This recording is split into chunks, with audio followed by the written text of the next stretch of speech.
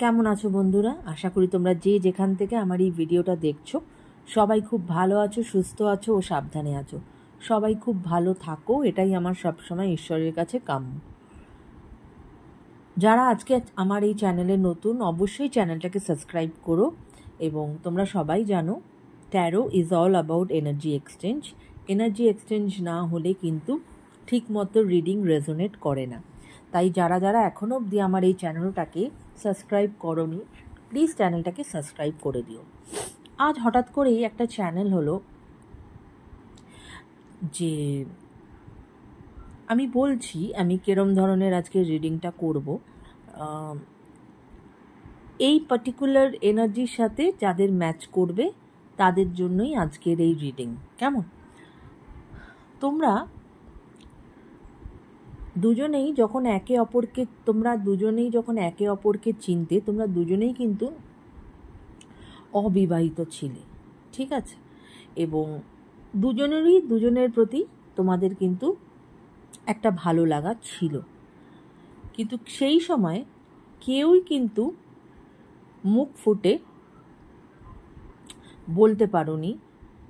এবং তার ফলে যেটা হয়েছে যে তোমাদের মধ্যে কিন্তু কোনো রিলেশনশিপ ডেভেলপ করেনি। এবং এখন যেরকম ধরো বেশিরভাগ আমাদের কি হয়, একটা রিলেশনশিপে বেশিরভাগ একটা ছেলেই প্রথমে অ্যাপ্রোচটা করে। তো সেই সময় কিন্তু তোমার কাছে সেই অ্যাপ্রোচ করেনি।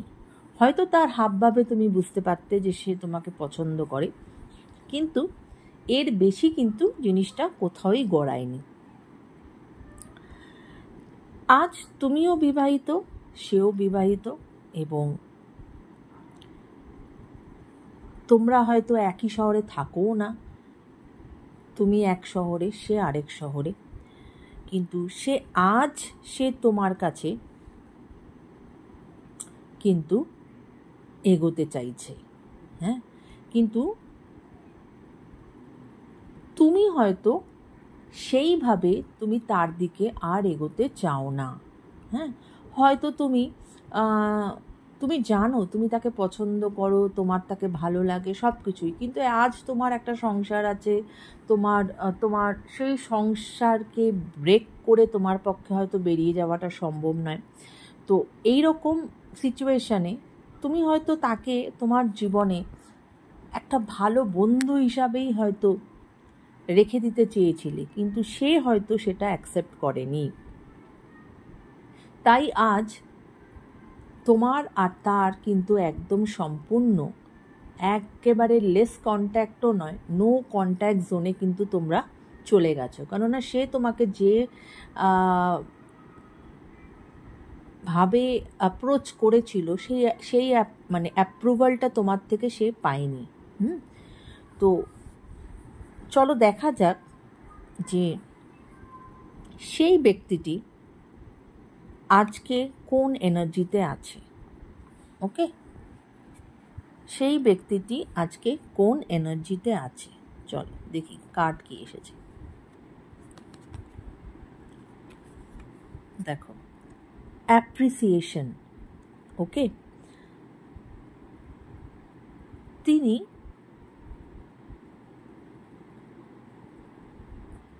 অ্যাপ্রিসিয়েশন চাইছেন, বুঝতে পারছো? তিনি চাইছেন যে তিনি যাই করুক না কেন মানুষ যেন তাকে অ্যাপ্রিসিয়েট করে।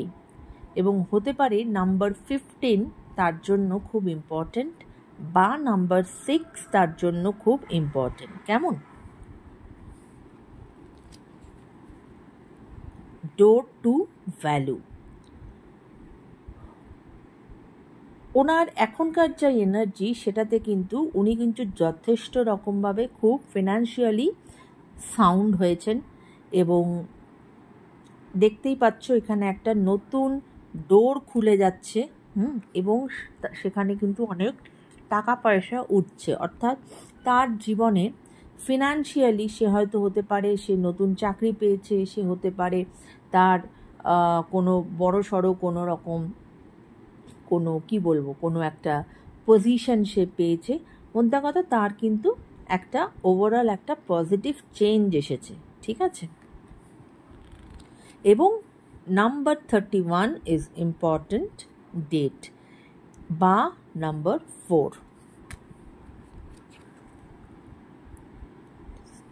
দেখো, ইনডিসিশন, সে আজও পর্যন্ত কিন্তু ওই ইনডিসিশনেই রয়ে গেল, যে তুমি তার কাছে যেটা বলেছিলে যে আমরা বন্ধু হিসাবে থাকি, সেটা তো সে অ্যাকসেপ্ট করতে পারেনি।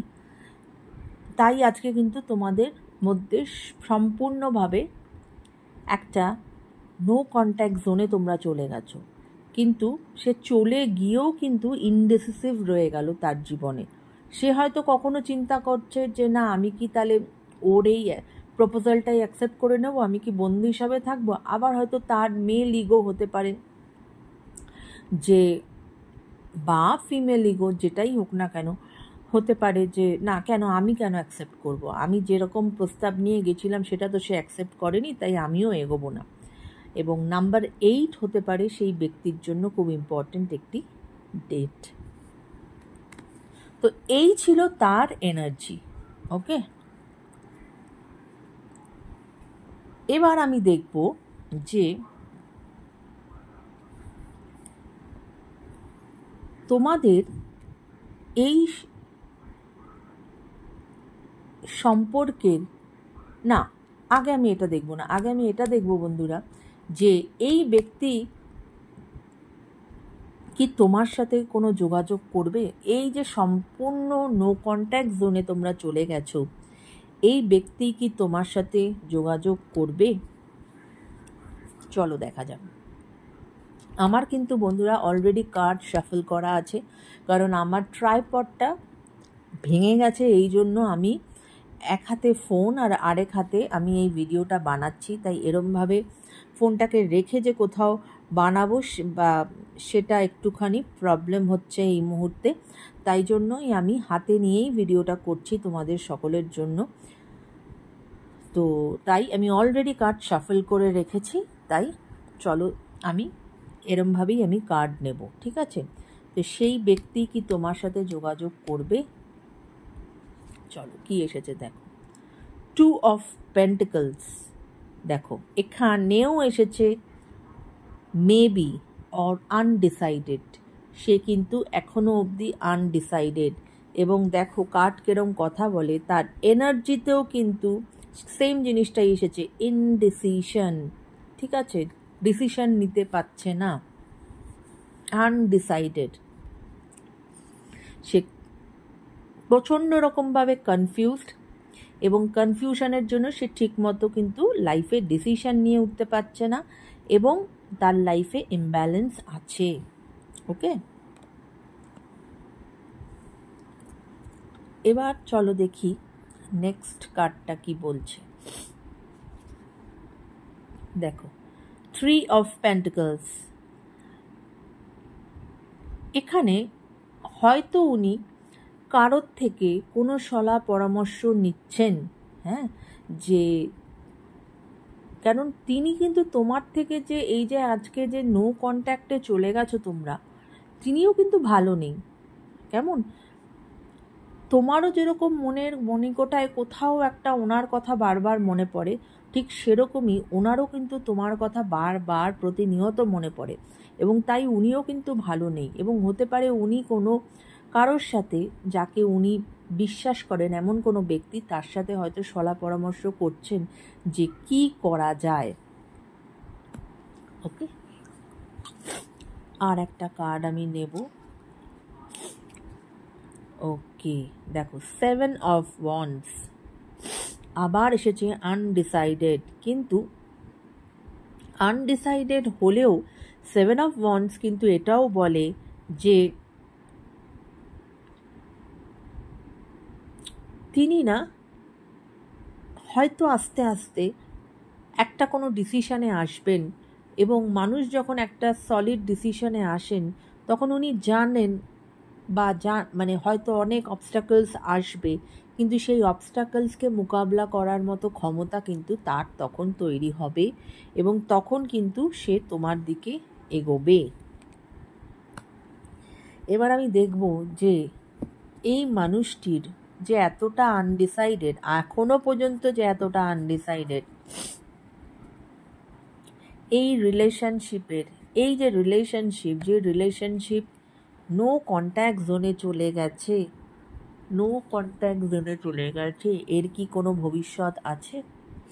এর কি কোনো ভবিষ্যৎ আছে? দেখো 7 অফ পেন্টিকলস, দেখো কার্ড কীরকম আসছে, আনডিসাইডেড, এখনো অবধি আনডিসাইডেড। সে কিন্তু এখনো পর্যন্ত ভেবে উঠতে পারছে না যে সে কি করবে, নো রেজাল্ট, প্রচণ্ড রকমভাবে ওভারথিঙ্ক করছেন, স্টাক হয়ে আছেন এবং তিনিও ভালো নেই। ওকে, এই যে নো কন্ট্যাক্ট, এই নো কন্ট্যাক্ট কি তোমাদের সরবে? দেখো ডেথ কার্ড এসেছে। ডেথ কার্ড আসা মানে এটাই বলে যে কিছুর তো একটা এন্ড হতে চলেছে। ওকে, কিছুর একটা এন্ড হতে চলেছে এবং একটা নতুন বিগিনিং আসতে চলেছে। তবে খুব ধীর স্থিরভাবে, খুব মানে তুমি যদি বলো যে কালকেই একটা নতুন বিগিনিং হবে, সেটা নয়, খুব ধীর স্থিরভাবে কিন্তু এই নতুন বিগিনিংয়ের সম্ভাবনা দেখা যাচ্ছেই। কেননা ডেথ কার্ড এটাই বলে যে তোমাদের কিন্তু মানে উনি যে আসবেন বা উনি যে তোমার দিকে অ্যাপ্রোচ করবেন, কিছু একটা শেষ করে উনি তারপরে কিন্তু তোমার দিকে আসবেন।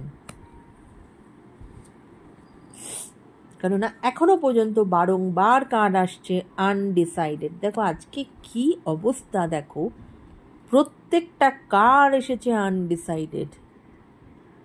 দেখতে পাচ্ছ কিভাবে কার্ড কথা বলে? কনফিউজড, বারবার উঠে আসছে, কনফিউজ, স্টাক, নট ক্লিয়ার, হ্যাঁ, এবং উনি হঠকারিতা করতে চান না।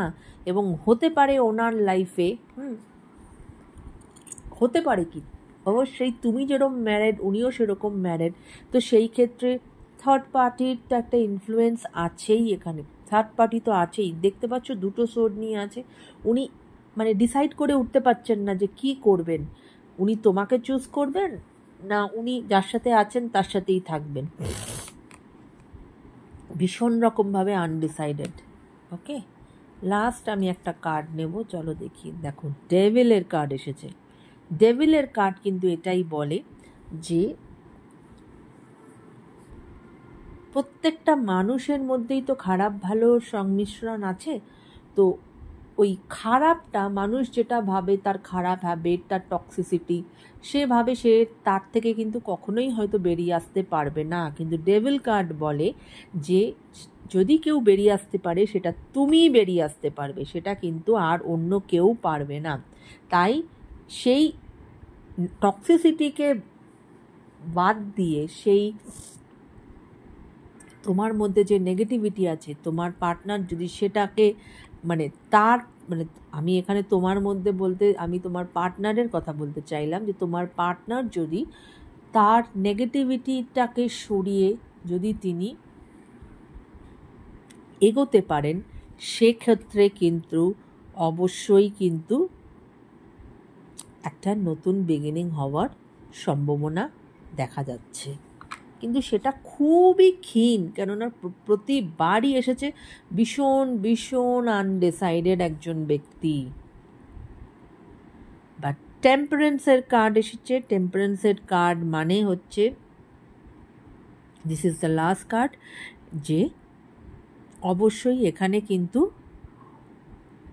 উনি কিন্তু প্রচণ্ড ধীর স্থির ভাবে এখনও আছেন। উনি এর আগেও কার্ড এসেছিল যে উনি কিন্তু কোনো রাশ করতে চান না, কোনো হঠকারিতা উনি চান না। উনি যেটা চান, উনি খুব ধীর স্থিরভাবে মাথা ঠান্ডা করে উনি এগোতে চান। ওকে, এবং কোথাও না কোথাও বারংবার এটাই উঠে আসছে যে ব্যালেন্সের অভাব আছে ওনার জীবনে। উনি যদি এই ব্যালেন্সটা ঠিক করে নিতে পারেন, তাহলে কিন্তু ওনার রিলেশনশিপ একটা সুন্দর রিলেশনশিপে পরিণত হবে বা এই নো কন্ট্যাক্ট কেটে যাবে। কেমন? তো এই ছিল আজকের রিডিং বন্ধুরা। এই রিডিং হয়তো সবার জন্য নয়, যাদের এই এনার্জির সাথে তোমরা কানেক্ট করতে পারবে তাদের জন্যই এই রিডিং। যার রেজোনেট করবে সে দেখো, যার রেজোনেট করবে না সে জাস্ট স্কিপ করে যাও। কেমন? যদি রিডিং ভালো লেগে থাকে অবশ্যই কমেন্ট করো, তোমাদের কমেন্টের অপেক্ষায় থাকবো। সবাই খুব খুব ভালো থেকো, সুস্থ থেকো। Take care guys, bye by.